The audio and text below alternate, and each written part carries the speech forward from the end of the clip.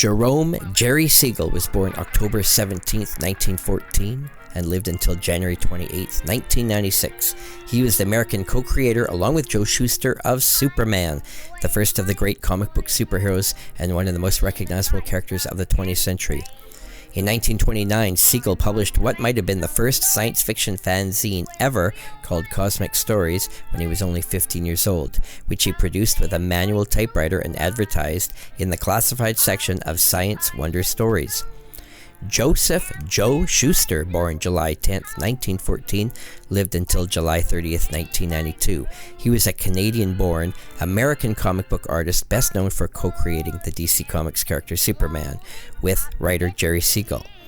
In Action Comics #1, Shuster was involved in a number of legal battles over ownership of the Superman character. Eventually, his comic book career after Superman was relatively unsuccessful, and by the mid-70s, had left the field completely due to partial blindness. The writer-artist team of Siegel and Shuster broke into comics with Major Malcolm Wheeler Nicholson's landmark New Fun Comics title, debuting with the Musketeer swashbuckler Henry Duval and the supernatural crime fighter strip Dr. Occult in issue number 6. New Fun Comics number 6, dated October 1935, featured Oswald the Rabbit returning in a story written and drawn by John Linder Mayer. This historic issue featured the first published works of Jerry Siegel and Joe Shuster in their story Dr. Occult, which featured the new characters Dr. Occult, Lois Amster, Sander Amster, Rose Psychic, and the Vampire. And the story basically was Dr. Occult and his partner Rose attempt to stop a vampire from attacking the Amsters. This one-page story was an adventure, fantasy, supernatural story, and would show the way that DC would start to move forward. The issue also gave us another Jerry Siegel and Joe Shuster story. This time it was a Henry Duval one-page story, and featured his first appearance in a DC comic. And the storyline was Henry Duval saves the king from a band of highwaymen. This would be the start of the booming business that would land up into DC and eventually get Superman published and change the face of comic history. New Fun Comics number 6 also features a one-page story of Little Linda, written and drawn by Vincent Sullivan. Vincent Sullivan also gives us a one-page Spike Spaulding adventure story. And Vincent Sullivan also gives us a one-page humor story called Charlie Fitch, which he wrote and drew. Ken Fitch wrote several text pieces for New Fun Comics, as well as writing the science fiction strips in the title of Don Drake and 2023 Super Police. He was a prolific contributor to many Golden Age companies, ranging from Chesler and Centaur to Fawcett and Hollyoak. Burt Whitman contributed Judge Perkins under the name Burt.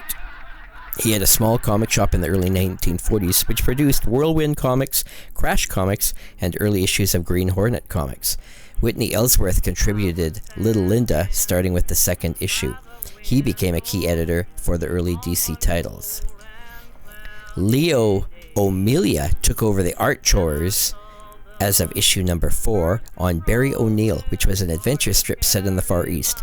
His towering draftsmanship made the strip a standout. Although overshadowed by the famous Superman, his early Action Comics covers are highly sought after and some of the most valuable and historically important comics ever made. Henry Keifer drew Wing Brady. Keifer produced material for many Golden Age companies through his association with the Chesler Shop and Iger Shop.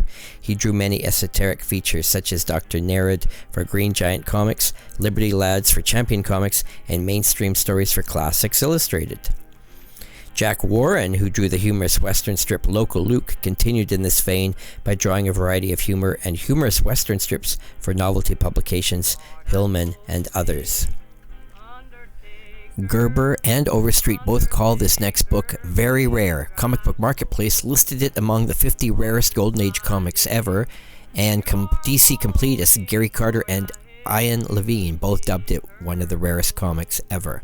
The book is Big Book of Fun Comics with a cover date of October 1935. This giant is the very first comic book annual, and the only thing that kept it off Overstreet's list of the most valuable comics of all time is that no near mint value is listed in the Overstreet Guide.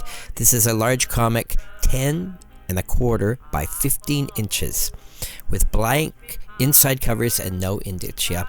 It is 48 pages with 32 pages in color and the rest in black and white. There's an ad in it for New Fun number 6, also dated October 1935, one of the first comic books ever published, and came out at a time when DC had only one series, New Fun, which was now publishing its last issue under that title. This comic giant contained 47 different story reprints from previous issues of New Fun number 1 through number 4. Jack Woods and Don Drake are the main characters featured with multiple stories. Major Malcolm Wheeler Nicholson decided to publish a new title at the end of the year. This one called New Comics, starting with a number 1 issue, December 1935, and again it featured all new material. Among the artists whose work featured in here was Walt Kelly, Sheldon Mayer, and Vincent Sullivan. All three would be important to the development of comics. The title would go through many name changes, turning into New Adventure Comics with issue 12, then to simply Adventure Comics with issue 32.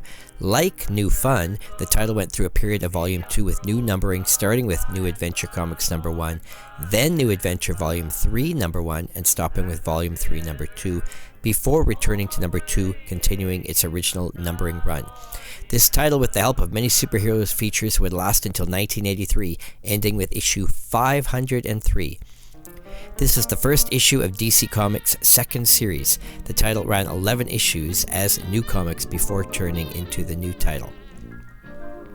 It's got a cover by Vin Sullivan with interior art by early DC aces Sheldon Mayer and Whitney Ellsworth, as well as Walt Kelly. Walter Crawford Kelly Jr., born August 25, 1913, lived until October 18, 1973.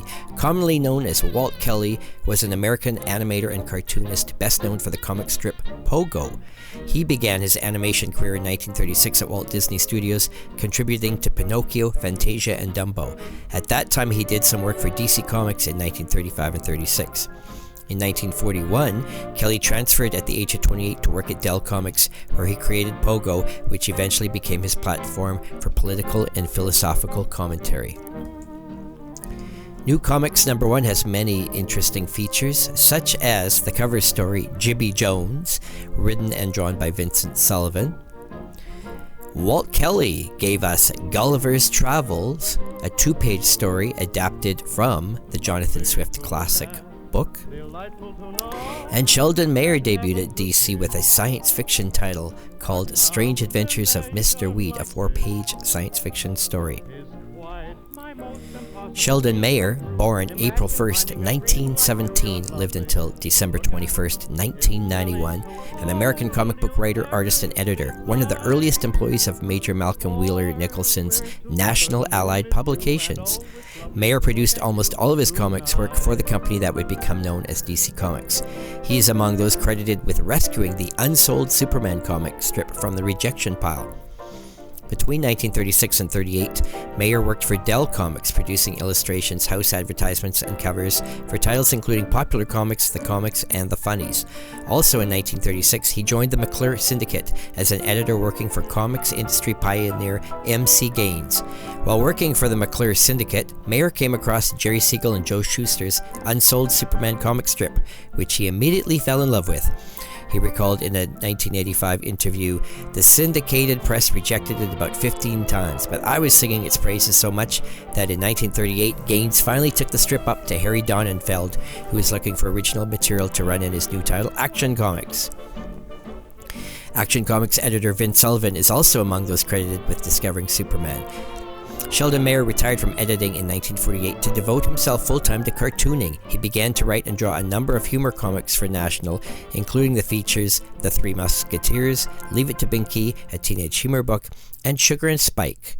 This proved to be one of his longest-lasting strips, starring two babies who could communicate in baby talk that adults could not understand. Mayer even signed the stories he drew, something rare at national periodical publications in the late 50s when Sugar and Spike debuted.